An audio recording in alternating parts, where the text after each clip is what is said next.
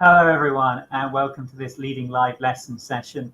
Really pleased that you can join me, and I'm really pleased to have been able to start with a slightly slicker start to this video than I did with the last workshop there, as I came rushing back to one of the back rooms here at CoLab, where I've got everything set up for my days presenting. So hopefully between the two sessions there you managed to grab yourself a quick coffee or whatever, and you're kind of happy to settle down and listening to some thoughts here about leading a live lesson and what it means for that synchronous lesson, that online delivery to happen. Now, of course, I'm really happy for people to comment in the chat or drop me a tweet on Twitter. So please do share your thoughts, and I'll put that in the chat here as well. Share your thoughts, please, and I'll try and bring some of those up on the screen so that we can share some of that learning together as well. I'm really pleased to be able to take you through, I guess, a few things, a few reflections that I've had since I've been doing live delivery with my learners at Brace High School. We've been following a normal timetable and offering live interactions, and that doesn't necessarily mean a full live video lesson just for children following their normal timetable, but it does mean some live interaction through either chat or through pre-recorded video with support via chat, or a full-on live lesson as well. So this session is very much going to be focused on the live delivery of a video-based session. There's another session as well today with Carla Bell, looking at using Google Meet to be able to deliver those sessions. But of course, whether you're delivering your live sessions through Google Meet or Microsoft Teams, thinking back to my point this morning, it is very much about how do we keep the relationships, how do we keep that connection, how do we keep young people progressing, receiving feedback, and trying to maintain some kind of normality in what is a really difficult time to be able to create an experience and feel normality. So I'm going to bring in my screen, and I've got a few slides, and we might jump out the slides to look at some bits in particular. So we'll see how we go. So I guess when we're thinking about any type of live lessons or any type of delivery, even if we were back in the classroom, it all focuses around ensuring we've got good quality planning. Now, when you become an experienced teacher, the amount of planning that you need to do for a lesson certainly decreases quite a lot. And that's okay, because your experience sets you up and you know what's going to work well in your classroom. But when you move to this online learning and this delivery that is not as it normal, it's not like being in the classroom at all. It's something that's completely different. So we very much need to give thought to how this works, and we need to make sure that we're reshaping the experiences. And I guess that's one of the real challenges, that's one of the real difficulties. So my advice with planning is, as always, and you could very much apply this to a lesson in the classroom as well. We want to focus on the learning, so don't get too caught up in worrying about the tools that you're going to use. Think about what you want the desired outcome to be for the young person and work back from there. So if I want them to achieve something in particular, how can I go about creating an experience using the technology and the tools that I do have to be able to deliver that learning? So start with the outcome and then plot backwards from there. I quite often find when people are thinking about digital learning, or they're thinking about running a session, then they're focused more on the technology than the learning, and people choose to focus on that technology because it's the technology that they're nervous about, and their technology is the bit which might cause them issues. But if you go, well, actually, let's focus on the learning, let's decide what we want the young person to learn, and then let's work out how we're going to do it, then I think that leads to a higher quality experience. And when you're designing that lesson, you want to think about how you're making it accessible. And I spoke earlier about accessibility in two senses. So accessibility in terms of what platform are they going to access it on, and what device is that going to look like, and how easy or difficult is that going to be for them. But then there's also accessibility in the sense that it's not a document that's been scanned in that a screen reader can use. It's a document that has been made for use with technology of today. So that's really important to think about as well. How can I make the learning accessible in the cloud? So placing everything in Google Classroom, placing everything in Microsoft Teams, and then creating resources for those platforms, be it in OneNote, be it in Jamboard or Slides or Docs. And then from there, from your classroom, you're linking to these other services, and you've made those experiences so they are going to work online. So, have that plan, feel confident in your plan around the learning, then work out how to get the technology to do what you want it to do. And sometimes you go, oh, okay, I can't quite get it to do what I want to do, so I'm then going to need to replan and reshape. But I think, my whole point here is when I go to deliver a live lesson, it's still very new. I'm still learning. It is going to take me more time than it would to be able to deliver just a lesson in the classroom that I could do just off the back of my experience. So, factoring that in is really, really important. So let's have a look then at a little bit of thought about delivery. And I guess delivery is the really exciting bit. And I know different schools, different local authorities all have very different approaches to how they're offering the delivery. So some schools are following a normal timetable, and children are engaging with some kind of live lesson or live input just as they normally would at their lesson time. And I think that's a really lovely way of doing it, in terms of let's keep that feeling of normal, let's keep the routine of getting up, logging in, going to school, and that's great. It can be a lot of screen time though, but I think as time goes on with that, then it naturally, the screen time reduces as people feel comfortable setting more offline activities because they know young people will do them and return them. Other suggestions, of course, is having a bespoke live lesson timetable, and young people opt in at particular times. I think particularly for the primary sector, you wouldn't expect a primary teacher to be online from or live on camera from 9 o'clock in the morning till 3 o'clock in the afternoon. So we would look at maybe just doing a talk session and maybe a check-in, or a talk session check-in at some point during each day.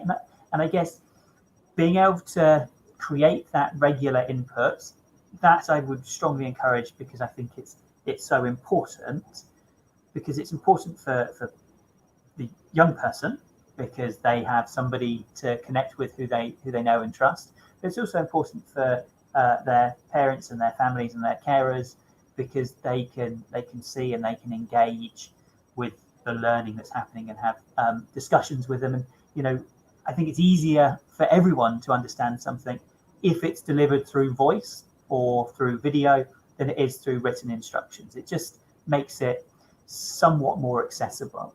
So I guess, when I've been speaking to colleagues about their delivery, I've always said, imagine you've got all their parents sat in the classroom with you, because, unless they've got their cameras on, you don't necessarily know who is there or who's listening. But obviously, they're in, we are being invited into their homes, into their workspace. So we just need to, give cognizance to the environment that we're now working in. I very much think, it can lead to some interesting situations. I certainly had a young person the other day who left their camera on, and they had gone off to their bedroom, and I started doing a bit of Q&A, and I was just literally looking at this empty room, and I put the question in, and I could see other children typing in the chat, and this mother came over and didn't realise, obviously, that they were on camera, so she started answering the questions for her son while he was out the room. And I thought, well, she doesn't know I could see her. She obviously feels like she's doing the right thing, so I'm not gonna call her out publicly. And none of the children mentioned it either. It's a really lovely class. So sometimes these things happen. So we just got to be aware of that, and try and be thoughtful and sensitive in the things we see, keep up the praise, and try and keep that connection going. So let's look through then the delivery of a live lesson and how it might be structured, and some of the activities that I might do with young people to keep them engaged. So I always like to kind of kick off with a welcome slide, just so they know they're in the right place. I also have some cool music. There's certainly been some debate with some of my classes about whether they think the music is cool or not, but that's okay. It just gives me a few moments to be able to get myself settled before a lesson, and it also helps the young person just have a couple of moments. Quite often I've put instead of saying say hello in the chat, I've put maybe a little starter activity there or something, just to get them thinking, just to get them engaging. If it's a Monday, I've been kind of going, anyone done anything exciting over the weekend? Have you had any fresh air in the last 24 hours is a good question that I put up as well. It's amazing how many young people aren't getting out of the house very much. So, to try and, put some kind of health and well-being reminders in there at the same time, I think is quite important and worth doing. So a nice welcome slide that you can just share from a PowerPoint or Google Slides, just into the meet or the Teams meeting before you start. Really nice way just to kind of settle everyone, and then let you start on your terms, as opposed to you potentially being on camera, feeling a bit flustered, trying to get all your resources around, and it not working how you want it to work. So once I've done that, is normally a kickoff. Now, certainly those, depending on the numbers. So I know some people are presenting to whole year groups, or merging classes together. So you've got big numbers. I've certainly found, because I've been delivering to my normal classes, I've already had a strong relationship and I know all the young people quite well. So I've been trying to engage with them and just try and get some conversation just at the start. Or if I've got a full class, just been doing some quick questions in the chat, just so I can get a bit of a sense and a bit of a connection continuing. One of the things that our school did was give every young person a mini whiteboard. Some of them, and this was at the start of the year when they returned, and we were providing resource packs to every young person to save sharing of resources, because obviously concerns about coronavirus. But they've still got those resources. So those who have them, if not a white piece of paper with a pen or pencil, works really nicely as a whiteboard, but you can only use it once. But they can turn it over and use the other side. That can work quite nice as a Q&A. So if you've got cameras on, they can draw stuff, write stuff, and hold it up. And I actually say to them, if they don't want to be on camera, that's fine. They can point their camera to a wall or whatever, and then just hold the whiteboard over when is the time to show. And some children choose to do that. And I think, though, encouraging the use of cameras is really important, because it's nice to be able to see people. So there is certainly a nervousness, especially I find S2, S3, particularly challenging year groups to engage with getting their cameras on. So one of the suggestions there is to play some games to kind of break the ice a little bit. I certainly know with my first years, they don't need any encouragement to turn their cameras on. And I also think you can, primary school, you will probably find you'll want to encourage them to be muted, or you'll be muting them at times, because they can be, overexcited in the sessions. But your learners, so you're going to know, how they're going to probably act in the classroom. So it's quite similar online in many ways. So turn your cameras on or raise your virtual hand if is one of my favorite games that I've been playing. And I just ask questions like, who built a snowman at the weekend, or who likes pizza? I did ask a question about who likes pineapple on their pizza. Literally World War III kicked off because of that question. So you just got to manage that as you would in the classroom. And just because I've done that as part of my starter activity, kind of team building and relationship building activities, that doesn't mean that couldn't be created to use as a starter activity using subject-specific questions. Can see here that Mr. Ambrose, welcome. Thanks for joining us. Thanks for listening, and thanks for commenting. Sharing your stuff. Where do you find the best way to share music? So, yeah, I've found. I'm laughing to decide whether I answer honestly or. So I guess there's two things here. There's plenty of music you can download that is copyright free, and I can embed that into the slide deck, so you can download audio. I've got a presentation workshop later coming up on Google Slides, and I will show you how to embed audio. That audio feeds from the computer audio in Meet and Teams. So when you're using that computer audio feed, it's absolutely fine. The quality is great. If I'm wanting to just play some music, then yes, I've been playing things off YouTube, and it's been coming out of my speakers, and they'll hear it through the microphone as my camera picks up. Does it sound great? Well, probably not as great as the music that I've embedded in Google Slides, but it sounds okay. And thank you, Lindsay, for recognizing the fresh air check. It is amazing how many of them haven't been outside. So I think if we can encourage young people to get a little bit more vitamin D, then that will probably help them feel a bit better as well. So great. Please do keep the comments coming. It's lovely when this is a bit interactive and people are sharing their thoughts too. One of the other things is short quiz activities in using Google Forms or Microsoft Forms. You've also got the ability to be able to use polls as well. So check out the Google Meet session later on to be able to work out how that happens. Okay, let's move a little bit more into the content, the meat of the lesson. And this is where, I strongly encourage people to remember just, their usual classroom pedagogy and have confidence in the work that you do. So, chunking work, giving young people lots of praise, using questions, making sure what you're teaching is relevant and engaging, having a variety in activity, and, really just bringing all the things you would normally bring to a successful classroom environment. Just try translating them so that they can work online as well. And I think if you do that, then you've already got the ingredients for what will be a pretty successful live lesson.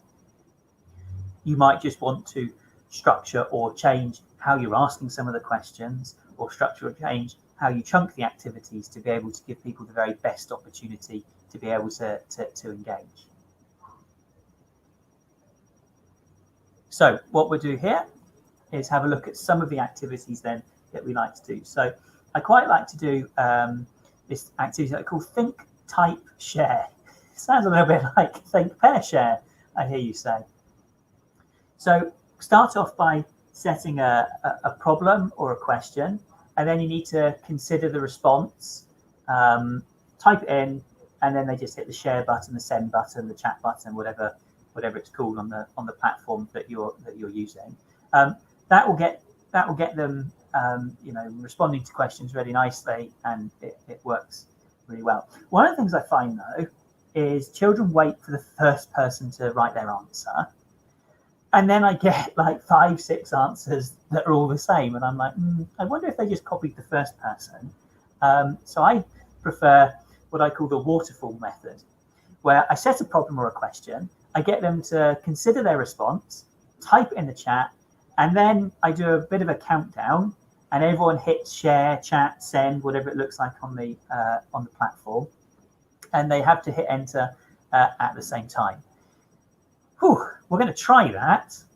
So if you're watching on the Leaders of Digital Learning site, if you hit the share button and then there's like 3 dots, that will pop you out into YouTube, so you'll be able to see the chat.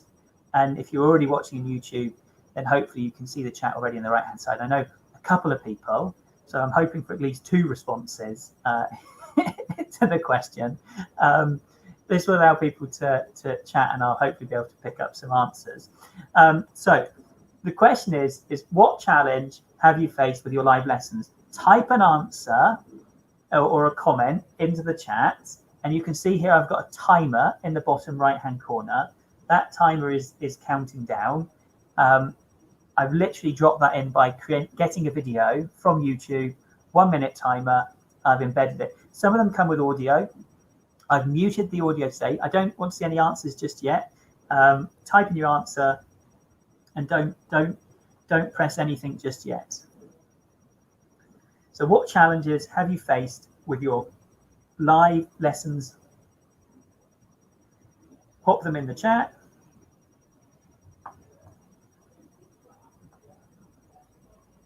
And this timer just counts down. It would normally make some beeping at the end of the minute, but not in this case here. And 3, 2, 1, and then minutes up. Everybody hit enter. Everyone hit share. Now this is going to be the awkward bit because the comments come through on the computer here, but they come through maybe 30 seconds delayed. So I'm going to have the awkwardness now of waiting for 30 seconds.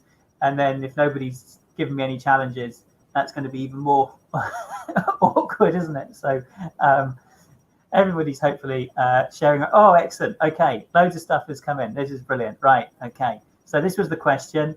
Let's bring some of these up then. So Sharon, facing a challenge, children not turning on their mics.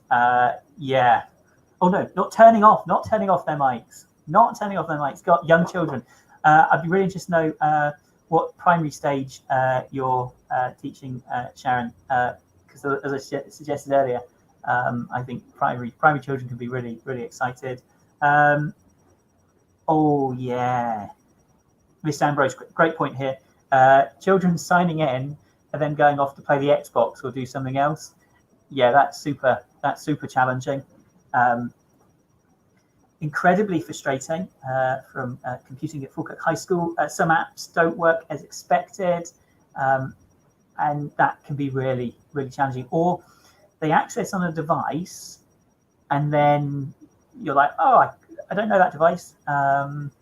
Oh yeah, Alison, no one's speaking. Yeah, I can relate to that. You kind of put something out there, and it's just tumbleweed. So.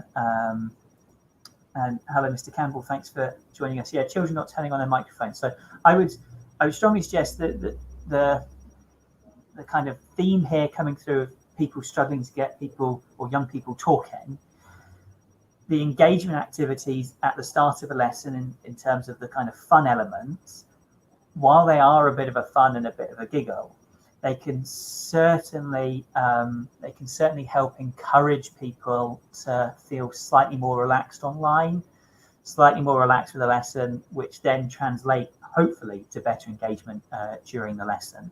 But you're always going to get young people who don't engage how we would like them to, and trying to get the majority to engage. I find once you've got a few key players in and working, it can then make a lot of differences. Okay, so some of the other tools then that I'm using as well, for example, using a collaborative workspace area to create mind maps and use post-it notes to share ideas. Both Microsoft Whiteboard and Google Jamboard are really useful for this, but there's also lots of other whiteboard tools out there that do similar kind of jobs, and it's finding one that works for you and your learners. And of course, anything that's accessed through the Globe platform is super great to use. Obviously, all the kind of data privacy impact assessment thought has gone through that. But if you're finding other tools and it requires young people to sign up, then do make sure you've checked with whoever looks after your IT stuff to be able to make sure that it's safe and accessible for people to be able to use. Now then, I think we had a comment in the chat here, and one of the frustrations, yes we did, from Mary Claire Brown, breakout rooms don't always appear. I'm not sure which platform you're on. I'm guessing Microsoft Teams. Certainly depending on what device you're on with Microsoft Teams and what version of Microsoft Teams you're using in the app, it can be a little bit temperamental about whether it's there or not. I certainly think, when you're trying to create breakout rooms, sometimes doing it the more DIY way of setting up 2 or 3 nicknamed Google Meets, or setting up 2 or 3 meetings in different channels on Microsoft Teams. And then if you're lucky enough to have a couple of devices, you can, split yourself across the different meets, and you can, kind of mute and unmute them to kind of listen in and jump in and out. Because you can obviously trust young people, because you will know your young people in terms of whether you want to put them in a breakout space with or without a teacher. But I would strongly suggest being able to create smaller spaces for groups to work. There is a really nice breakout feature in Google Meet, which is available for those who've got access to the Enterprise Edition, and that allows children to kind of raise their hand and for you to jump seamlessly between the breakout rooms. But more information about that in the Meet session with Carla later on. Okay, a good game then, called Five Clicks, and I think what's really useful with this is you give them a website. So I'm just dropping in now a link into the chat. This is the Teacher Centre for Google for Education. Teacher Centre has lots of information, lots of resources. You've now got 5 clicks, so you can navigate around that website, clicking up to 5 links, and you can't use the back button, so you have to keep going, or choosing for a different menu. And I bet everyone who's watching will end up in a different place. And what's really nice about that is you can share a resource, and you can obviously then let young people click away. Obviously, if they're following links that leave a particular website, you'll want to set the parameters carefully there. But once the site is shared, let them away, and then give them all 30 seconds just to comment or share where they got to in the end, and what things they saw along the way. Really simple, interesting little game to play. Now we've also got the ability to have a mini whiteboard session, so you can use your analog materials when you're working online. So this is something that I talked about in the starter activity, in terms of putting up some questions. They answer on the whiteboard, and then they hold their whiteboards up to the screen, and that I think is just absolutely fantastic. Mr. Crichton this morning did a session on Google Forms. One of the features within Google Forms is to be able to use validation. This is the same with Microsoft Forms as well. Nice thing about the validation is you've got the ability to be able to expect certain answers, and if the certain answers aren't given, then they can't progress with the form. So you'll obviously want to carefully set out the parameters that they're working with. For instance, no spaces, all text lowercase, and then set them on their way to do some problem solving. Certainly takes a bit of time to set up some escape rooms, but I know, having looked online, there's some which are kind of been pre-made, so you could always download something that's been pre-made or get a copy of the pre-made one, change it and tweak it so it works for your circumstances. I've also seen escape rooms be created using Google Sites, and I've just done a session on Google Sites where I reference how you can hide pages with a navigation, and children can change the URL address bar to be able to move to different sites as they solve, or different pages in the site as they solve problems. And that's something that I think there was a bit of appetite for a bit more information on. So going forwards, we'll look at getting an escape rooms type webinar set up for people to be able to access more information about how that gets set up and how that is accessed. It sounds really obvious and it sounds really simple in terms of giving young people, giving the learners the ownership, but certainly project-based, research-based learning, where they're following a topic. And I look at our primary colleagues, and in terms of topic-based learning and linking lots of ideas around a central theme, they are absolutely excellent at. And I think as secondary teachers, we could learn so much from them there. And in terms of the path that learning is going to take, and the place and the pace that they're working at, is something that can be very much determined by them. So I would encourage you to consider how you can pass the ownership from you doing lots of work to them being able to create resources and then share those resources with each other. So you can have different groups, and I've got a session later on today looking at group work and collaboration tools, especially focused around Google Classroom. And you can get different groups working on different things, and then you can get all the groups to come together and share the knowledge that they have found together. And I think, you know, that's a really nice way of getting young people to take ownership, especially if they know the product that they're going to finish with is a product that fits across, it's going to be used by all their fellow learners. So that is absolutely worth doing. Okay. One of the things that we must keep doing when we're teaching is continuing to give feedback and to be really focused on the quality of that feedback. So when we're in Google Classroom, but very similar with Microsoft Teams, is we do have the ability to give class comments or make announcements to full classes. And I would suggest if we wanted to give some generic feedback or share some general ideas on how young people are doing and how learners are progressing, or if you want to guide them in a particular direction, then absolutely use that class comments feature. But also try and strike up individual conversations with children using the private comments as well. So if you're assigning something to them and they're going to be working on it for a week or so, after a couple of days, drop a private comment in, touch base with them to see how they're progressing. And that can be quite a general comment that you can use across, the same comment across many of the young people. So it shouldn't be hugely arduous. But what it does is it puts out that hand to the young person. So if they need some assistance, they can reach out and grab it and they can take that assistance.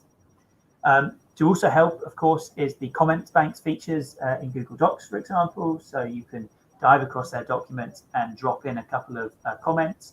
And while those comments will be personalized to them because you'll have picked out the comments that you think work for them, it doesn't have to be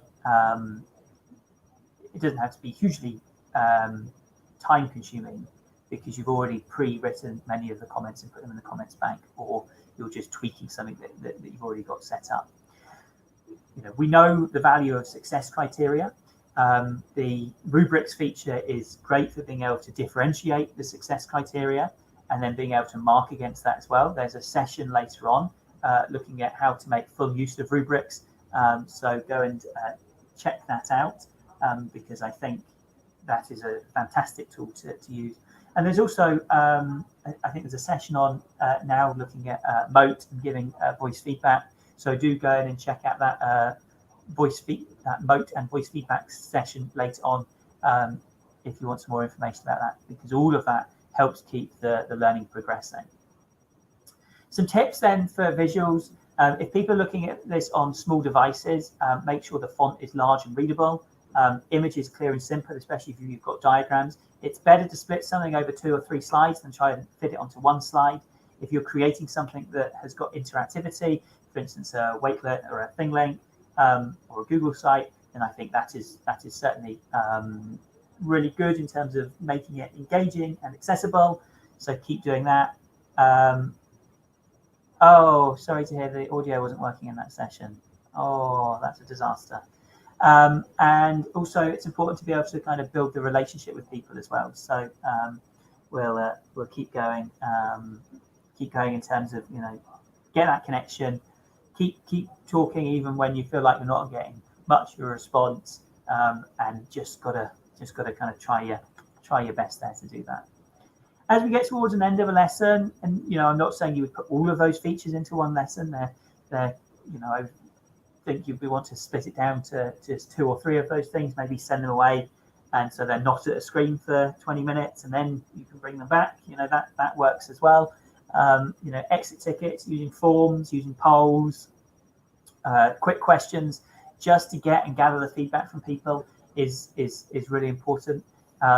We need to be able to make use of the chat function if you can, and there's nothing wrong with following up after class. So if somebody's done something well, then follow up with them and send them a form afterwards. Put a poll in Teams, or stick up a question in the classroom and ask people what they think. Absolutely. We've got a point here about interactivity being key, and I think it's difficult to engage with lots of text for young people, and I think it's lonely, it's isolating, it's not easy for them to ask for help. So the more interactivity, the more interactive and engaging it looks, the more likely they are to engage with it, and the more engaging it is, then the better the learning experience is going to be for them. Are you going to get every child engaged all of the time?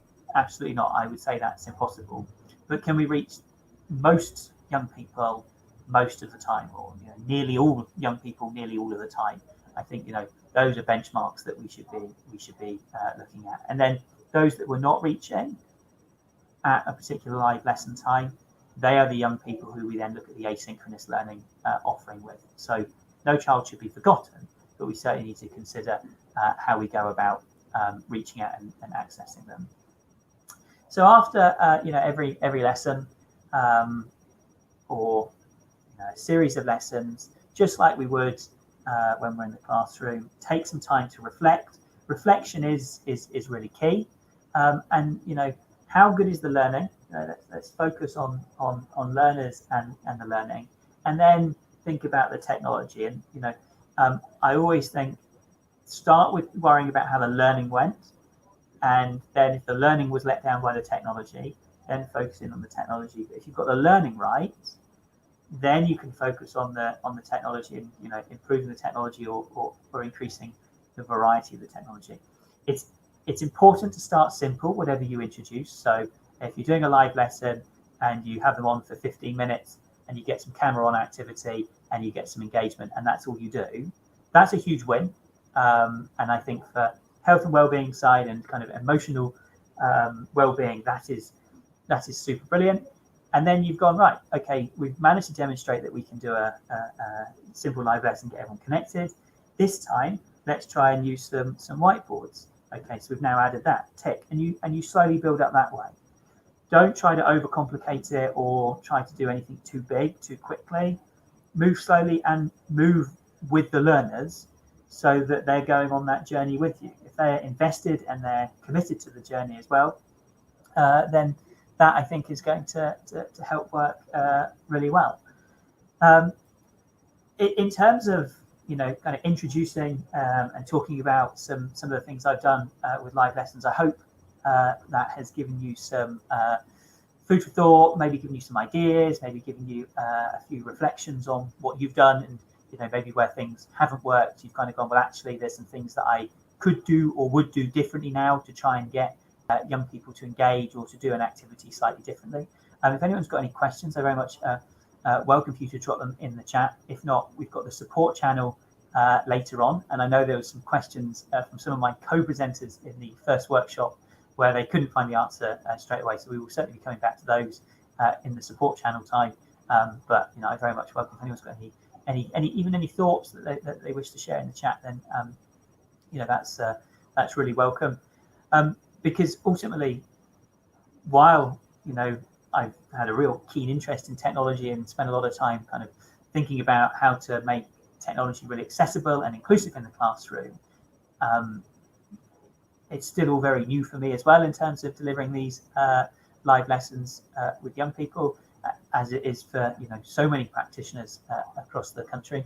I think it will absolutely change going forward what things will look like in terms of offering campus or consortium models. In terms of virtual delivery will become so much more common and so much more acceptable as well. So in terms of being able to change education and change a curriculum experience, I think the live lessons and this kind of doing things online has lots of benefits. But I also hope that this kind of period of online learning will mean when we get back into the classroom, young people will understand the value of being able to physically be in a classroom together and learn together that way, and hopefully make them feel more engaged or thankful for the lessons that they have. Because I think we can all agree as professionals that we would absolutely love to have all the young people back in the classroom, back in school full time. And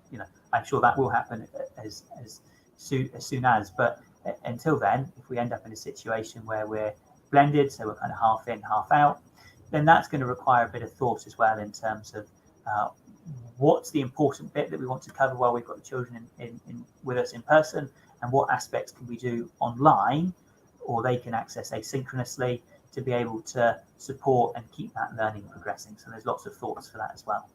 But for me, thank you very much for watching. Thanks very much for engagement with the question halfway through. It was really lovely to see lots of answers dropping in. It's been a real pleasure to share some thoughts with you about leading live lessons. Of course, do check out the Google site for the other links for the third session, which starts in about 20 minutes at 11:30. Thanks very much for joining me, and that's all for now. Bye-bye.